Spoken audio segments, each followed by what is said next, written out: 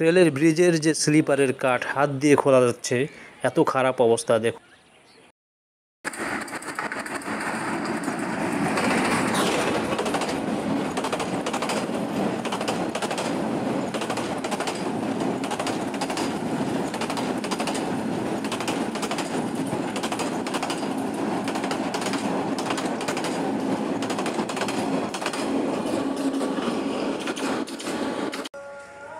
দাঁড়িয়ে আছি উত্তরবঙ্গের সবচেয়ে প্রাচীন এবং অবহেলিত rail station Rangpur city rail স্টেশনে। আজকে এর সংক্ষিপ্ত প্রতিবেদন দেখাবো এবং এর যে দুর্দশা আপনাদের কাছে তুলে ধরার চেষ্টা করব। রংপুর রেল স্টেশন স্থাপিত হয়েছে 1878 সালে ব্রিটিশ সরকারের আমলে। তৎকালীন ব্রিটিশরা ব্যবসা করতে এসে এখানে রেল স্টেশন নির্মাণ করেন।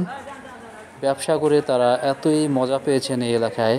এর আশেপাশের যে এলাকাটি রবার্টস ওয়েলস নামে একজন ইংরেজ ব্যবসায়ীর নামে রবার্টসনগঞ্জ এলাকাটি নামকরণ করা হয়।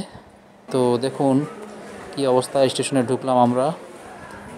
একটি মাত্র প্ল্যাটফর্ম, বিশ্রামাগার রয়েছে দুটি। এটি মহিলাদের বিশ্রামাগার, তো পুরুষ সবাই ব্যবহার করে। খুবই খারাপ অবস্থা, জরাজীর্ণ অবস্থা, বাথরুমেতেও ঢোকাই যাবে না। তো আর একটি নামমাত্র বিশ্রামাগার রয়েছে, সেটি হচ্ছে প্রথম শ্রেণীর বিশ্রামাগার। তো এটি তালাই থাকে সবসময়, হয়তো বা কোনো আন্তনগর ট্রেন আসলে এটি চালু হয়। তো এই রংপুর রেল স্টেশন দেখুন, মাত্র একটি প্ল্যাটফর্ম। তো লোকজনের আনাগোনা সবসময় থাকে, কারণ লোকাল ট্রেন চলে এই রুটে বেশি, আর ইন্টারসিটি মাত্র দুটি চলে, একটি সকালে একটি রাতে। তো এটি হলো, এই যে অংশটি দেখছেন, এই অংশ দিয়ে হচ্ছে লালমনিরহাট, কুড়িগ্রাম, কাউনিয়া থেকে ওদিক দিয়ে বগুড়া দিয়ে ঢাকা যাওয়া যায়। তো ওই পাশে যমুনা অয়েল কোম্পানি অনেক আগের। স্টেশনটি একটু ভালোভাবে লক্ষ্য করুন, এত অবহেলিত এবং এটি এত প্রাচীন একটি স্টেশন, কিন্তু এর অবস্থা খুবই খারাপ। প্ল্যাটফর্ম মাত্র একটি। এই যে স্টেশনের মধ্যে দেখুন, যেখানে আসে ট্রেন দাঁড় হয়, যে রেল লাইন দুই জায়গায়, দেখুন কি অবস্থা। স্লিপার পচে গেছে দেখুন, আর লাইনের নিচে তো পাথর নেই। যে দুই পাশে ট্রেন দাঁড় হয়, কোথাও পাথর নেই দেখুন। স্লিপারগুলো পচন অবস্থা, ঘাস, কোনো রকমের পাথর খুঁটিনাটি দেখা যাচ্ছে। গোটা রেল স্টেশনই এরকম দেখুন, পাথর নেই, স্লিপার আগের। আর এই পাশের যে ফুটপাতের মতো প্ল্যাটফর্ম টাইপের, এটি আসলে 2-1 বছর আগে রিসেন্ট করা হয়েছে। আর ওই পাশে ওটা 1 নম্বর লাইন, এটি 2 নম্বর লাইন আর কি।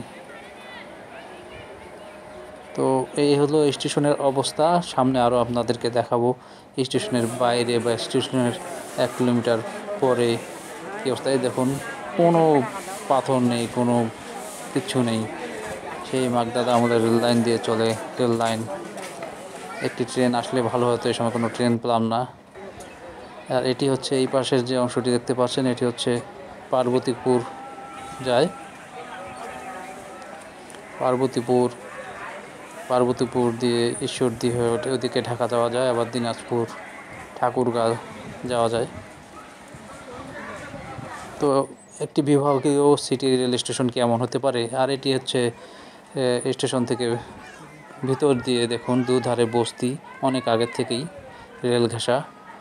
তো বস্তিবাসীদের প্রতি কোনো অভিযোগ নেই, কিন্তু লোক মুখে শোনা এখানে নাকি অনেক সন্ধ্যা নামলেই অনেক অপরাধ হয় সারা রাত, বিভিন্ন ধরনের, সবাই না, যারা অসাধু লোক। তো 1 কিলোমিটার দূরে একটি ব্রিজ, সেই ব্রিজের কি অবস্থা দেখুন। কোনো মতে কাঠ দিয়ে সাপোর্ট করে স্লিপারগুলো ধরে রেখেছে,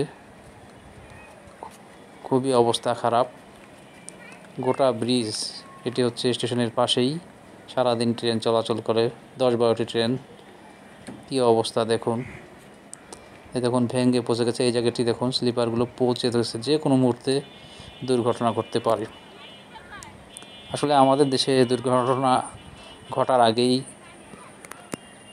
আমরা কোনো ব্যবস্থা নেই না, বা কর্তৃপক্ষ কোনো ব্যবস্থা নেয় না।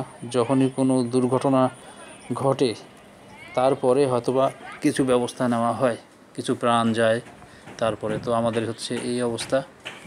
এই যে আরেকটি ব্রিজ দেখুন, এই ব্রিজটি হচ্ছে 1-1.5 কিলোমিটার ধরে। এটিরও দেখুন বড় ব্রিজ, দেখুন কী অবস্থায়। কিছুক্ষণ আগে যে প্রথমে যে ভিডিও, ট্রেনটি এই ব্রিজের উপর দিয়ে গেল, স্লিপার পচে খসে গেছে, তারপরেও কোনো ব্যবস্থা নেই।